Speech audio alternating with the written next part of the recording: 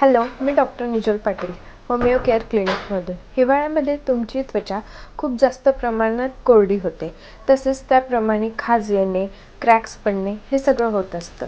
का तर हिवाळ्यामध्ये त्वचेमध्ये ऑइल सिक्रेशन खूप कमी प्रमाणात होते. त्याचा परिणाम आपल्याला त्वचेवर दिसून येतो. तसेच आपण विंटर सीझनमध्ये खूप कमी प्रमाणात पाणी घेतो, का तर वातावरणात गारवा असतो व त्याचा परिणाम आपल्याला स्किनवर दिसून येतो, कारण की आपली बॉडी हायड्रेट नसते. या सर्व समस्यांसाठी होमिओपॅथीमध्ये खूप चांगल्या प्रमाणात मेडिसिन उपलब्ध आहेत.